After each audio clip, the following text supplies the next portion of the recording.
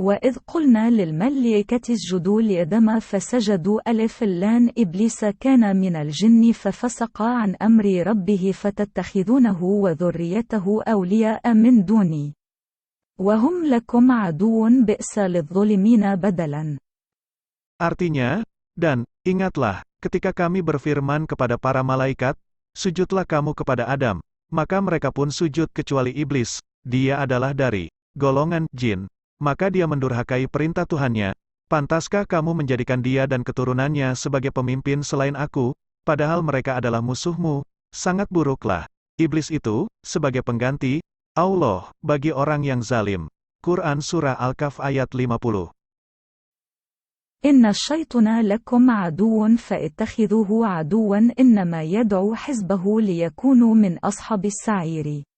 Artinya, sungguh, setan itu musuh bagimu, maka perlakukanlah ia sebagai musuh, karena sesungguhnya setan itu hanya mengajak golongannya agar mereka menjadi penghuni neraka yang menyala-nyala. Quran Surah Fatir ayat 6.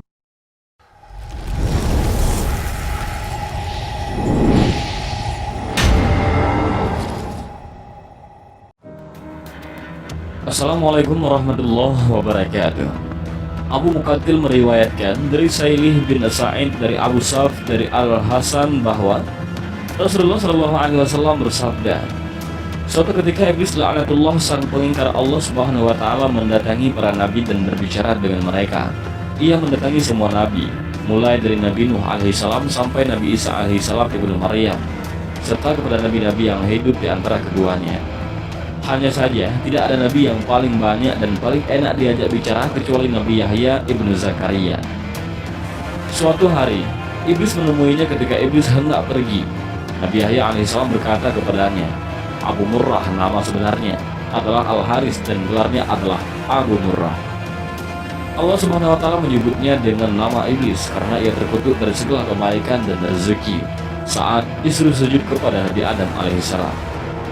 Nabi Yahya alaihissalam berkata kepada iblis, Abu Murrah, aku ingin meminta satu hal kepadamu dan aku harap kamu tidak menolaknya.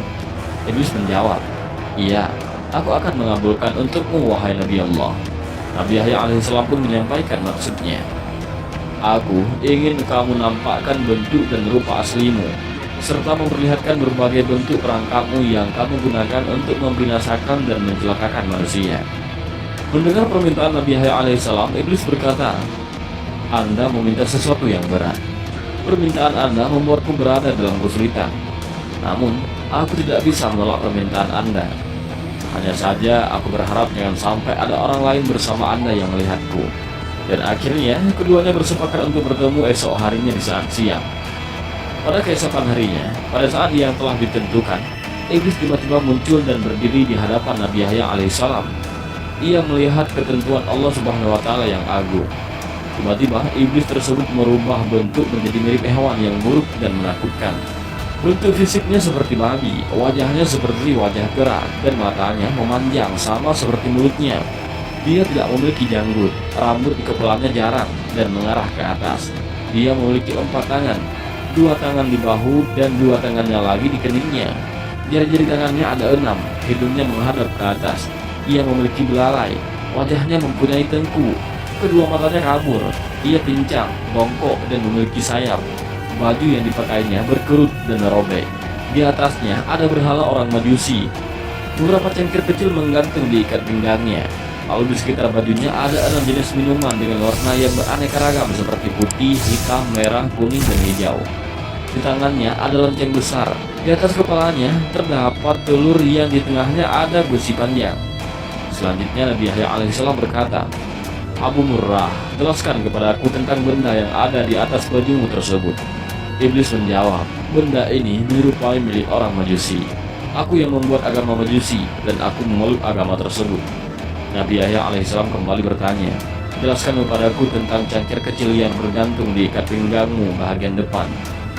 Iblis menjawab, wahai Nabi Allah, di dalamnya ada berbagai syahwat dan jerat perangkapku. Yang pertama-tama, aku jadikan alat untuk menjerat orang mukmin adalah wanita.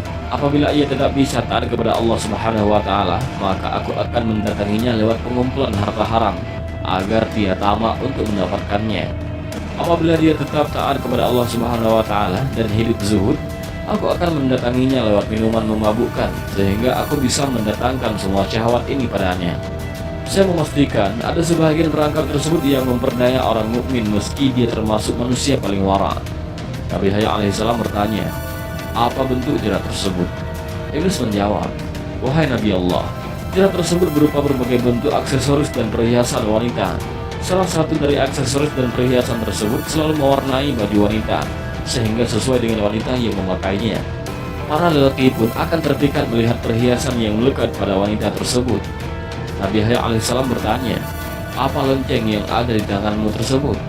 Iblis menjawab, wahai Nabi Allah, ini adalah kumpulan sumber dari alat musik, seperti kecapi, rebab, suling, gendang, rebana, dan berbagai jenis alat musik-musik yang ada di tengah-tengah masyarakat. Mereka berkumpul di pesta kemaksiatan dengan membawa salah satu alat musik tersebut. Lalu mereka bernyanyi, bersenang-senang, dan memainkan musik. Setiap kali melihat hal tersebut, aku segera memainkan lonceng ini, sehingga suaranya bercampur dengan suara musik mereka. Dengan begitu, mereka bertambah senang dan bertambah semangat dalam bermusik. Ketika mendengarnya, ada di antara mereka yang mengeluarkan telunjuknya, ada pula di antara mereka yang menghentakkan kepalanya, dan ada pula yang bertepuk tangan. Ini terus-menerus mereka lakukan sampai mereka puas. Nabi Yahya alaihissalam kembali bertanya, telur yang ada di kepalamu tersebut, telur apa? Iblis menjawab, jauhilah diriku dan perangkapku, seperti yang telah dijelaskan oleh para nabi, orang-orang saleh, para ahli ibadah dan mereka yang warak. Anda harus menjaga diri dari godaanku, seperti halnya di kepalaku yang menjaga telur ini dari segala bencana. Bencana apa? Tanya Nabi Yahya alaihissalam. Laknat dan kutukan, jawab iblis. Nabi Yahya alaihissalam kembali bertanya, kemudian apa besi panjang yang ada di tengahnya? Iblis menjawab, besi panjang adalah alat yang aku pakai untuk membolak-balikkan hati orang saleh. Nabi Yahya alaihissalam berkata lagi, tinggal satu lagi. Apa? Tanya iblis.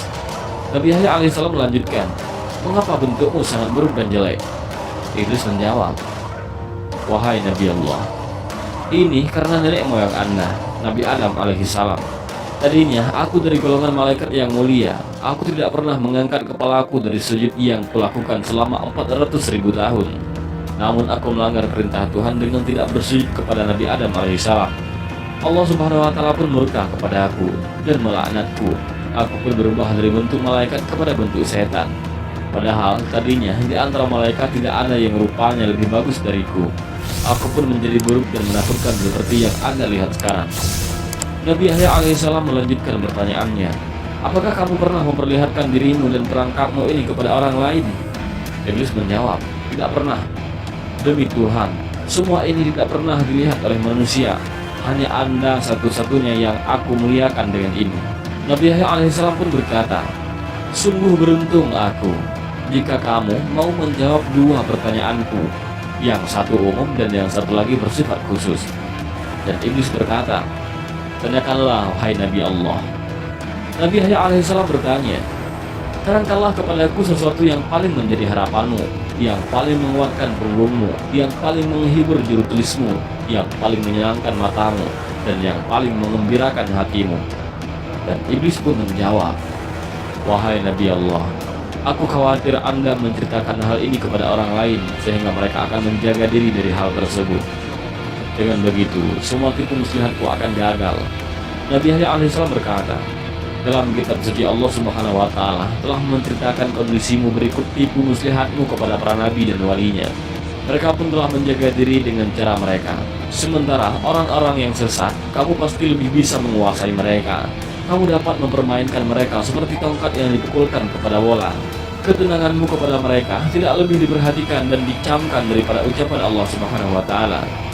Dan iblis kemudian menjelaskan, wahai Nabi Allah, hal yang paling aku harapkan dan yang paling menyenangkan adalah wanita. Ia merupakan jerat, perangkap dan anak panah yang selalu tepat mengenai sasaran. Aku selalu berhasil dengan mereka. Aku berhasil menjatuhkan wanita dalam kebinasaan. Ketika menggoda para ahli ibadah dan ulama, mereka bisa mengalahkanku. Lalu aku kirimkan pasukan untuk menyerang mereka. Tapi pasukan tersebut pun kalah.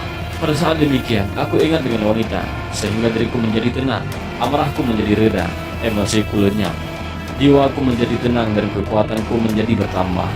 Seandainya wanita tersebut bukan dari keturunan Nabi Adam alaihissalam, pasti aku akan bersujud kepada mereka. Mereka adalah maduku, iman mereka ada padaku. Setiap mereka memiliki kebutuhan, maka aku berusaha membantu mereka untuk memenuhi kebutuhannya. Pasalnya, mereka adalah harapanku, sandaranku, gantunganku, orang kepercayaanku, dan pembantuku. Kemudian Nabi Yahya alaihissalam bertanya, apa manfaat yang kamu dapatkan dengan menyesatkan manusia? Dengan apa kamu menguasai manusia? Dan iblis menjawab, Allah subhanahu wa ta'ala menciptakan kesenangan dan kesedihan. Allah juga menciptakan yang halal dan yang haram. Dia memberikan pilihan antara keduanya kepada aku.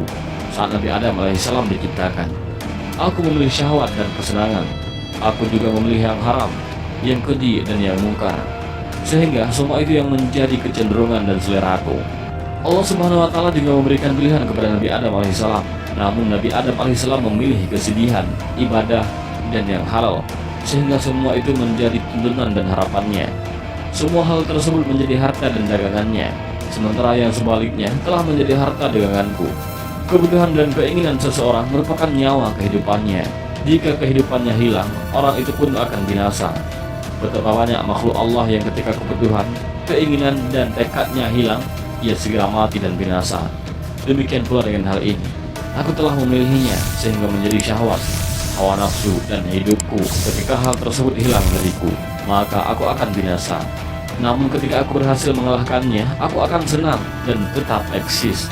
Seandainya syahwat, hawa nafsu, dan hidupku ada pada orang lain, berarti ia telah mengambilnya dariku. Aku pasti akan berusaha sekuat tenaga untuk mengalahkannya agar ia tetap menjadi penopang hidupku. Dalam hal ini, manusia telah merampas hidupku yang berupa syahwat dan hawa nafsu, yang menyimpan dan menyembunyikannya. Ia telah bersiap-siap memerangiku. Oleh karenanya, tidak ada jalan lain bagi si pemilik asli untuk mendapatkan haknya kecuali dengan berperang dan mengalahkan manusia yang zalim tersebut. Dan itulah kondisiku, dan demikianlah aku senang ketika aku bisa mengalahkannya. Nabi Yahya alaihissalam kembali bertanya, apa bentuk kezaliman manusia sehingga kamu mengatakan zalim?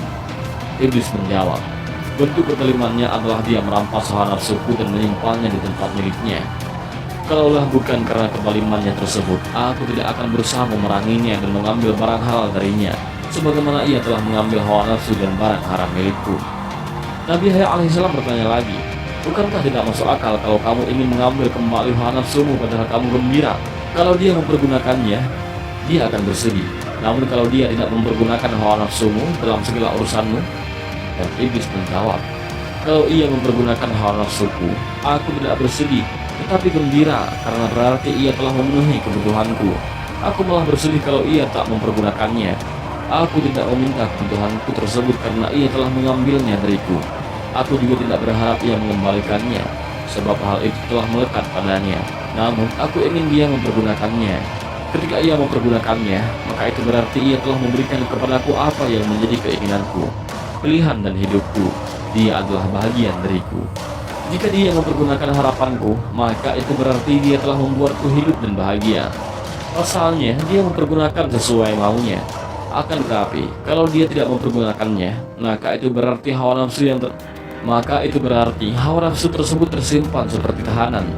Jika dia berada dalam keadaan terkekang atau terikat, padahal dia adalah nyawa kehidupanku, sehingga seolah-olah aku dipenjara dan terikat, maka aku menjadi sedih. Dengan begitu, dia mengganti kehidupanku dengan kematian. Oleh karena itu, aku berusaha dengan berbagai cara dan mendatanginya dengan segala tipu dayaku. Aku kerahkan segala perangkat dan sarana. Aku keluarkan semua hiburan berikut alat-alatnya. Lalu aku pukul, aku gerakkan, dan aku lambaikan dengan dia melihatnya. Dengan cara itu, dia mulai bermusik dengan semangat. Dia juga mempergunakan hawa nafsunya yang ada padanya, yang merupakan nyawa dan syahwatku. Aku pun menjadi hidup dan bahagia sampai dia menemukan jalan untuk bergerak dan terlepas dari pohon tersebut. Dan inilah yang belum aku sebutkan untuk siapapun juga semenjak aku diciptakan. Seandainya aku tidak melihat kelebihan dan kemuliaan yang Anda miliki, aku tidak akan menerangkan semua ini kepada Anda. Nabi Yahya alaihissalam kemudian berkata, tinggal satu pertanyaan yang bersifat khusus dan bersifat pribadi yang ingin aku tanyakan kepadamu.